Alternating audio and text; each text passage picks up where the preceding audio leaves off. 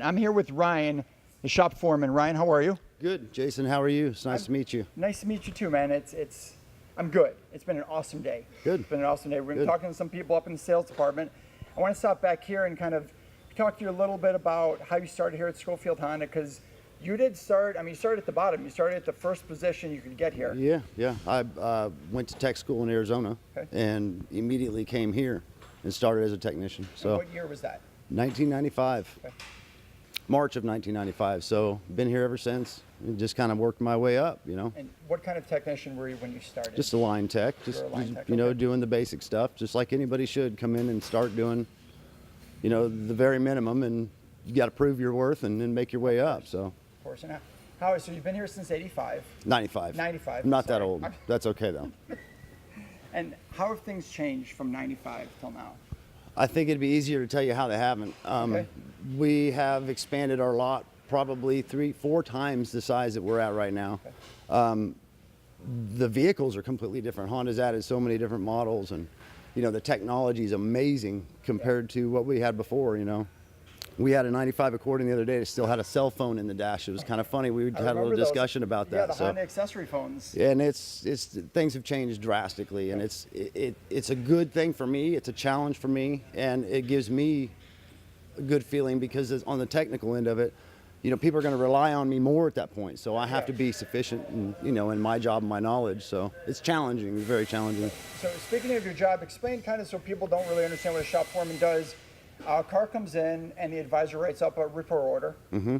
And then what happens from that point forward? Well, it gets dispatched to the proper technician, at least in this shop, based on the capabilities. That's and what then you do.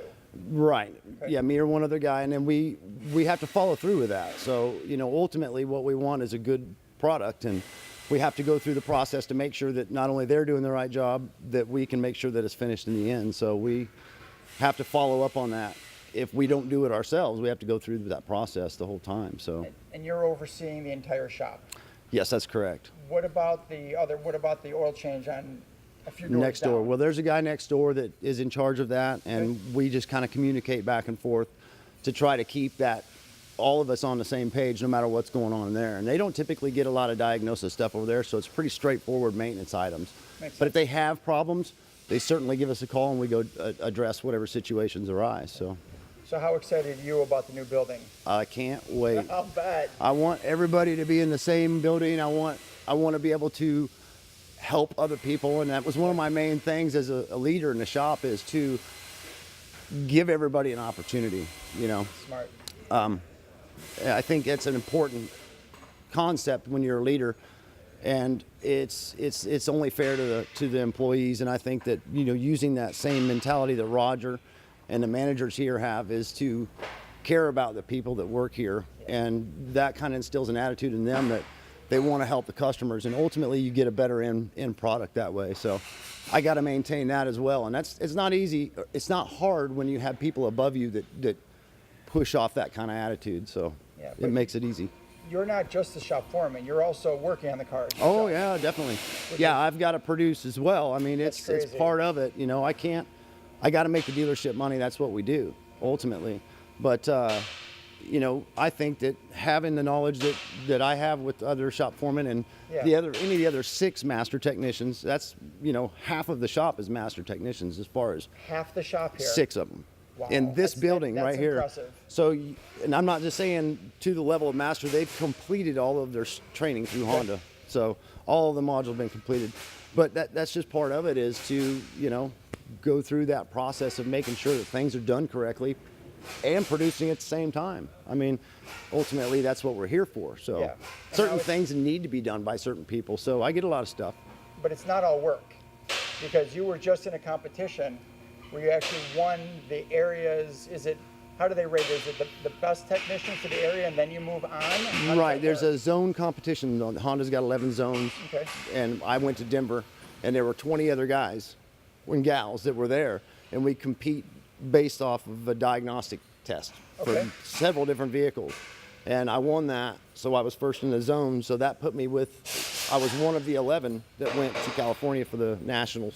Okay, and then the National, this is where all the technicians that were able to go compete. Yeah, it's over 12,000, I believe, in the country. So there was 11 out of those that Okay. went to this competition. And how did you do in that competition? Well, it depends on who you ask.